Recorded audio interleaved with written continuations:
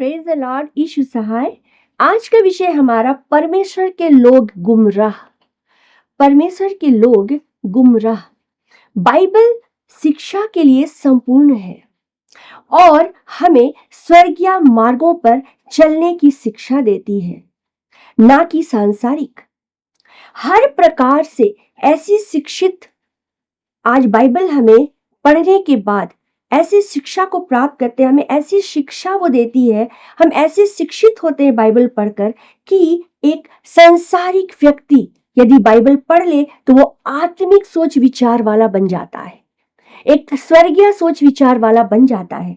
मत्ती 24 का 13वें पद में हमें यो मिलता है, परंतु जो अंत तक धीरज धरे रहेगा उसी का उद्धार होगा। परंतु जो अंत तक धीरज धरे रहेगा उसी का उद्धार होगा। अंत तक धीरज का क्या अर्थ होना चाहिए? अंत तक धीरज का क्या अर्थ होना चाहिए? आज जैसा कि कहा जाता है कि हम सब अंत के समय में हैं।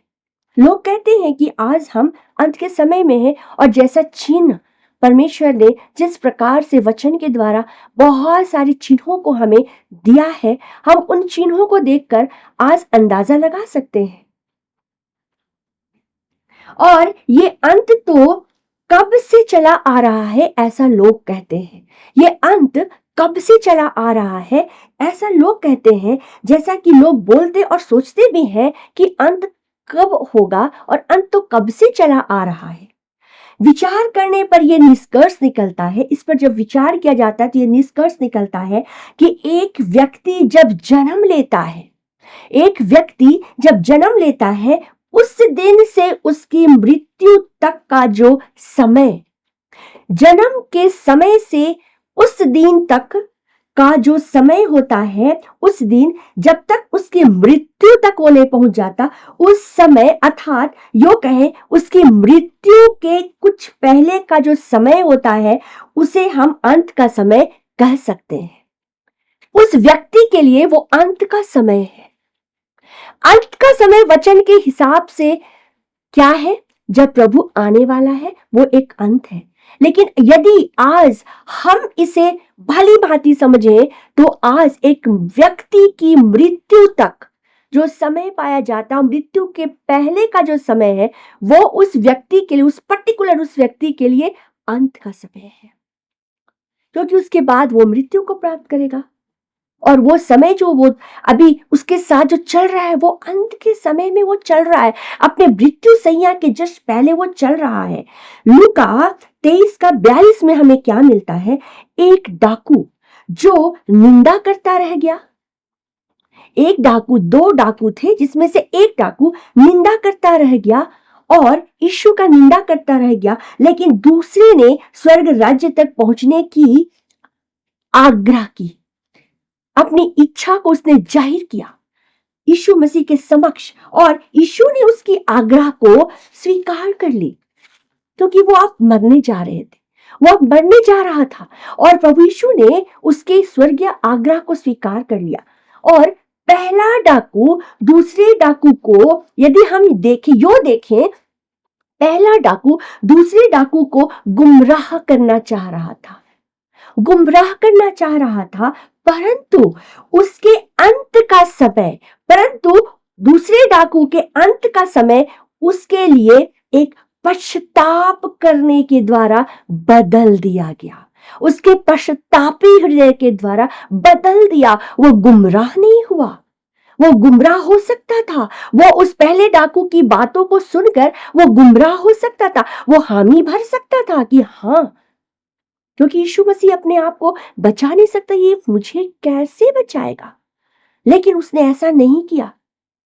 उसकी आत्मिक आंखें पलक झपकते खुल गई। मेरे प्रियो, पलक झपकते उसकी आत्मिक आंख खुल गई, क्योंकि उसके हृदय की बातों को प्रभु यीशु समझ रहा था। परमेश्वर हमारे हृदय की बातों को जानता है कि हम नेक्स्ट क्या कहने वाले हैं, हमारे अंदर कौन सी बातें उठ रही है, हमारे हृदय में कौन सी बातें हैं, और ये भी वो जान रहा था। और जैसे वो दूसरे डाकू ने अपना इजहार करता है वो अपना इनकार करता है और प्रभु यीशु का इकरार करता है। वो जैसे ही इस बात को कहता है, वो स्वर्ग जाने के लिए तू जब अपने राज्य में जाए मेरी सुधि लेना, जैसे वो इस बात को कहता है और यीशु मसीह उसकी बातों को एक्सेप्ट करता है, स्वीकृति देता है, तो आज हमारे बीच गुमराह करने वाले कितने लोग पाए जाते हैं। कितने लोग ऐसे हैं, यदि आप अपने कॉलेज में हैं तो गुमराह करने वाले लोग आपके इर्द गिर्द हैं। आप यदि स्कूल में पढ़ रहे हैं तो छोटे छोटे बच्चे आज गुमराह करने वाली बातों को तोतली जुबान से भी वो ऐसी बातों को कह देते हैं कि लोग गुमराह हो जाए। आज आप नौकरी में हैं, वहां भी आपको गुमराह करने वाले लोग हैं। ऐसी बातों को वो कह देंगे, इस तरह से आपके हृदय में वो बात छप जाएगी, आपके लिए क्वेश्चन मार्क हो जाएगा, आप उसमें डूबते चले जाएंगे और आप इसे ढूंढते जाएंगे कि ऐसा उसने क्या कह दिया, जिसका आंसर आप ढूंढते रह जाएंगे और इसी तरह लोग गुमराह कर दिए जाते हैं। यदि आज हम वचन अच्छी तरह नहीं पढ़ते हैं, यदि वचन का ज्ञान हमें नहीं है, दो डाकू में दोनों डाकू तो प्रभु यीशु के साथ है, पर एक ही डाकू कैसे एक्सेप्ट कर लिया कि ये यीशु मसीह है, ये कोई तो है, ये उद्धार करता है, ये कोई तो सामर्थी है, पर उसने कैसे इनकार किया। मेरे प्रियो, आज हमें उस डाकू से सीखनी चाहिए। हमें ये डाकू उसने पहले डाकू की बातों पर मन नहीं लगाया, हमें भी अपने इर्द गिर्द वालों पर हमें मन नहीं लगाना है, क्योंकि आज उन्हें वो लोग रखे गए हमारे और आपके लिए कि हमें वो गुमराह कर दे।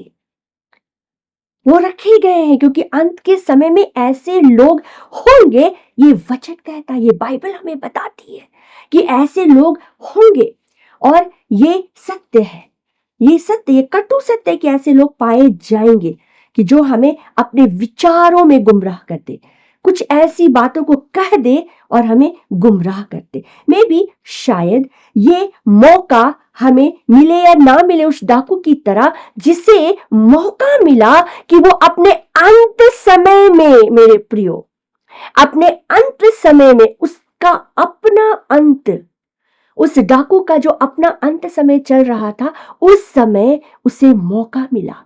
मे भी शायद हमें मौका मिले या ना मिले, अर्थात हमारे लिए वो समय, जो अपॉर्चुनिटी उसे मिला, जो मौका उसे मिला, वो हमें मिले ना मिले, वक्त रहते हमें संभल जाना है।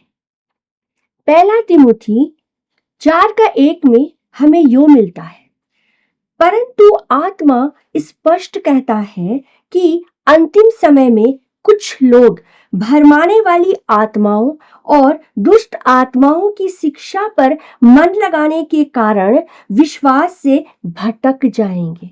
मेरे प्रियो, परंतु आत्मा स्पष्ट कहता है, परमेश्वर का आत्मा स्पष्ट कहता है कि अंतिम समय में कुछ लोग, ये कुछ लोग से क्या समझेंगे हम, क्या समझते हैं हम कुछ लोग, ये कुछ लोग कौन लोग हैं, कुछ लोग कौन लोग हैं। दूसरा तिमुथी और तीसरा अध्याय का यदि हम 4 में के आखिरी लाइन में यदि हम पढ़ेंगे, वहां यो लिखता है कि परमेश्वर से प्रेम करने की अपेक्षा सुख विलास से प्रेम करने वाले लोग होंगे। कुछ लोगों का जीवन ऐसा होगा कि परमेश्वर से प्रेम करने की अपेक्षा वे सुख विलास से प्रेम करने वाले लोग होंगे। और सुख विलास के लिए धन की आवश्यकता होती है और धन की प्राप्ति के लिए लोग सच्चाई से भटकने पर मजबूर हो जाएंगे। ये एक उदाहरण मैंने दिया, बहुत तरह की ऐसी बातें होंगी जो कुछ लोग, आज ये सवाल हमारे अंदर आना चाहिए कि वो कुछ लोग में क्या हम शामिल होंगे, क्या वो कुछ लोग में क्या हम शामिल हैं। आज सवाल ये है, क्योंकि यहां लिखता है कि आत्मा स्पष्ट कहता है कि अंतिम समय में कुछ लोग भरमाने वाली आत्माओं, एक आत्मा नहीं, आत्माओं, बहुत तरह की ऐसी बातें होंगी, बहुत तरह की आत्माएं काम काम करने के लिए भेजी जाएंगी, हमारे विरोध में आत्माओं, भरमाने वाली आत्माओं, यहां लिखता, और दुष्ट आत्माओं, एक दुष्ट आत्मा नहीं, कई दुष्ट आत्माएं, और सब अलग अलग तरह से कार्य करेंगी। और तब दूसरा तिमुथी 3 अध्याय का 1 से 4 में हमें क्या मिलता है? यदि हम यहां देखें 1 से 4 में हमें मिलता है, सच्चाई का विरोध करने वाला बुरा चरित्र, बुरी मानसिकता बढ़ती चली जाएगी। यदि आप दूसरा तिमुथी 3 अध्याय 1 से 4 पढ़ेंगे, बहुत तरह की बातें लिखी है मेरे भाइयों बहनों, बहुत तरह की बातें लिखी है जिनसे हमें बचना है। और यहाँ पर सच्चाई का विरोध करने वाला बुरा चरित्र, बुरी चरित्र के बारे में वहां पर मेंशन है, बुरा चरित्र के बारे में वहां पर लिखी गई है, और बुरी मानसिकता बढ़ती चली जाएगी। कुछ लोग, कई बार लोगों के मन में यह सवाल उठता है कि शायद मैं इन सभी बातों से कोसों दूर हूं, इन सारी बातों से मैं कोसों दूर हूं, मैं इन सारी बातों से कोसों दूर हूं, ये मुझे छू भी नहीं सकती।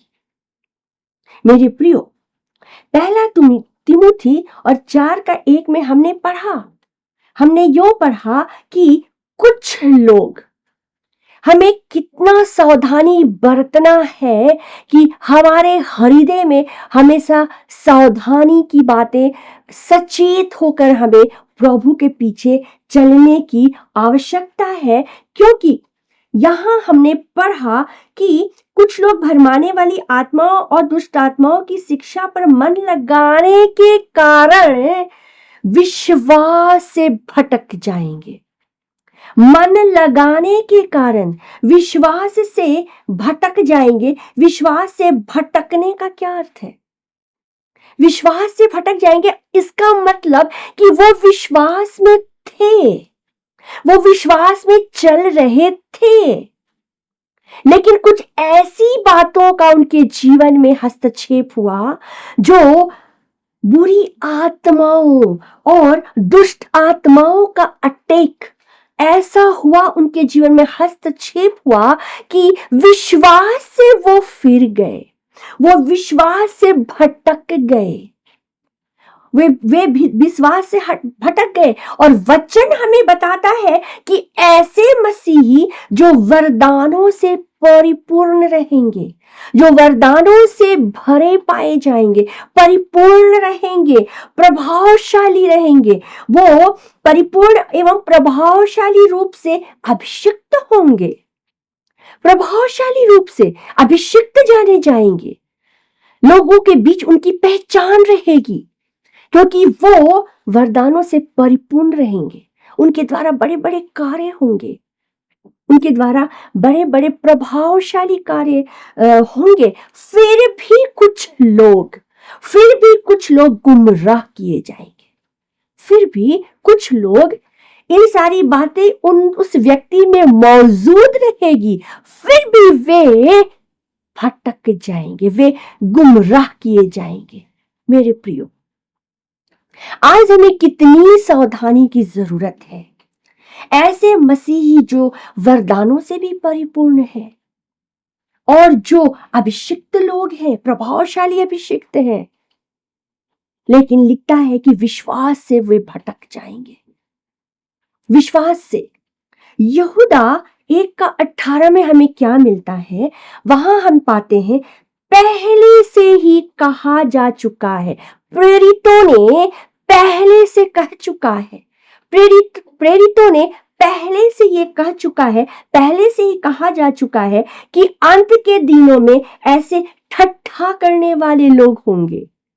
आज हमारे बीच में, मसीहियों के बीच में ठट्ठा करने वाले लोग पाए जाते हैं। मसीहियों के बीच में मेरे प्रियो ठट्ठा करने वाले लोग पाए जाते हैं। किस बात की ठट्ठा वो वे लोग कर रहे होते हैं? ऐसी बातों की ठट्ठा करते हुए चर्च भी जाते हैं, वे मसीही तो कहलाते हैं, लेकिन वे ठट्ठा करने में पीछे नहीं हटते। बहुत तरह की बातों पर, अविश्वास की बातों को वो लेकर आते हैं। उनके हृदय में अविश्वास नहीं होता, वो ठोकर खिलाने के लिए लोगों के जीवन में कार्य करते हुए मसीही हैं। वे अपने आप को मसीही कहते हैं और अच्छे अच्छों को वे गुमराह कर देते हैं। हमारे बीच में मसीही वर्ग अच्छे अच्छों को वे गुमराह कर देते हैं, उस पहले डाकू की तरह जो दूसरे डाकू को गुमराह करना चाहता था। वो गुमराह वाली बात वो कह रहा था, गुमराह हो सकता था दूसरा डाकू। इस तरह से हमारे मध्य में भी बहुत सारे ऐसे मसीही लोग हैं जो हमें खुद ठोकर खाते हैं और दूसरों को भी ठोकर खिलाते हैं। ऐसे मसीही वर्ग हैं क्योंकि वे इस कार्य के लिए इस अंतिम युग में रखे गए हैं। वे इस अंतिम समय में वे रखे गए हैं। उनका काम है कि वे गुमराह करने के लिए लोगों के पीछे हाथ धोकर पड़ जाएं।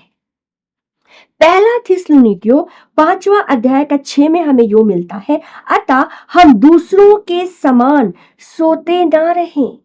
हम दूसरों के समान सोते ना रहें, परंतु सजग और सतर्क रहें। सजग और सतर्क रहें। पहला थिस्सलुनीकियों 5:6 में लिखता है, अतः हम दूसरों के समान सोते ना रहें तो फिर क्या करें? हम जागते पाए जाएं, तभी हम सतर्क और सावधानी बरत सकते हैं, हम सजग हो सकते हैं। यदि वचन का खुलासा पवित्र आत्मा के बिना हो तो शायद वचन का सही अर्थ नहीं निकल पाता है, और जिसके कारण भी वचन को तोड़ मरोड़ कर लोग इस तरह से पेश करते हैं कि लोग आज गुमराह किए जा रहे हैं। आज हम अपने इर्द गिर्द इन सारी बातों को देख रहे हैं।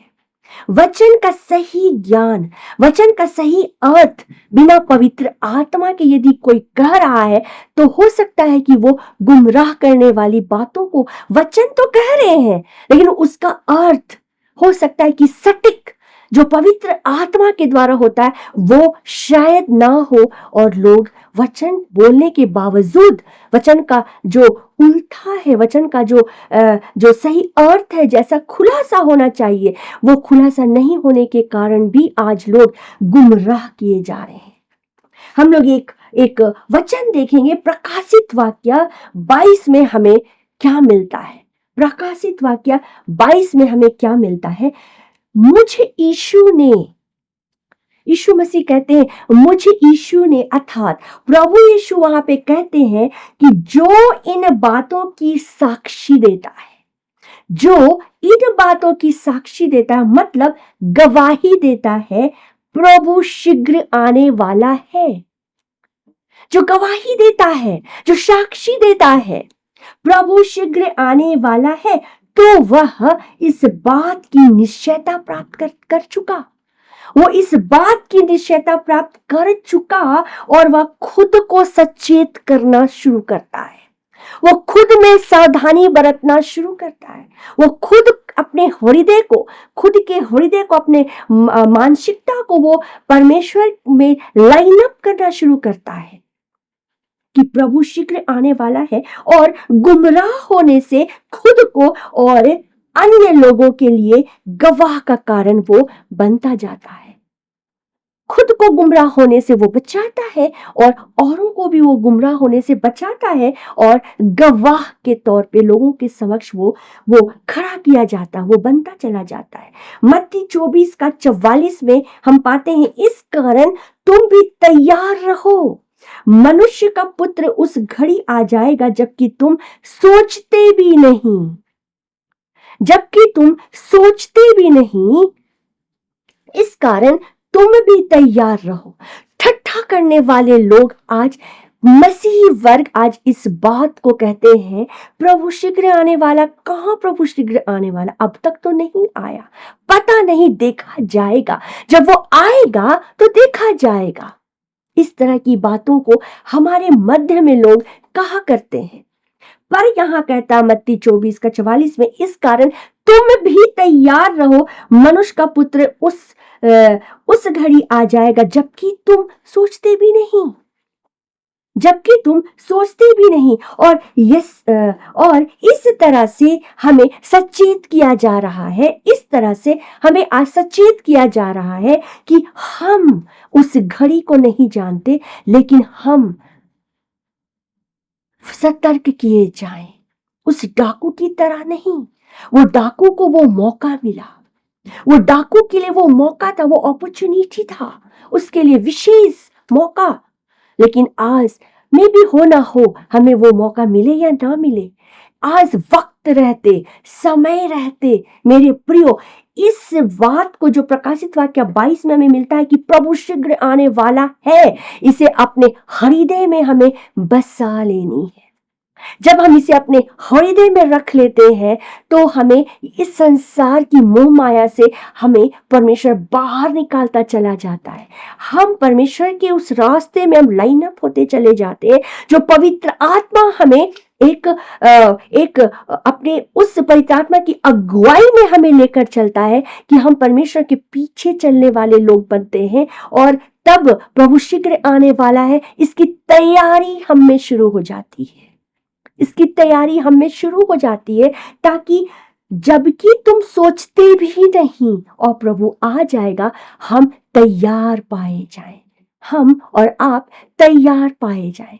तो आज हमें गुमराह होने से बचना है। और जब हम इन वचनों को अपने हृदय में रखेंगे, प्रभु शीघ्र आने वाला है, तो शायद गुमराह किए जाने वाले ऐसे जो एलिमेंट्स है, जो ऐसे व्यक्ति विशेष है, उनसे हम बचाए जाएंगे। उनके कहने के बावजूद हम स्थिर पाए जाएंगे वचन में, हमारा मन स्थिति स्थिर पाया जाएगा, हमारा विचारधारा स्थिर पाया जाएगा, क्योंकि हमें प्रभु का वचन संभालेगा। प्रभु का धन्यवाद हो, इस वचन के द्वारा प्रभु आप सबको बहुत आशीष दे।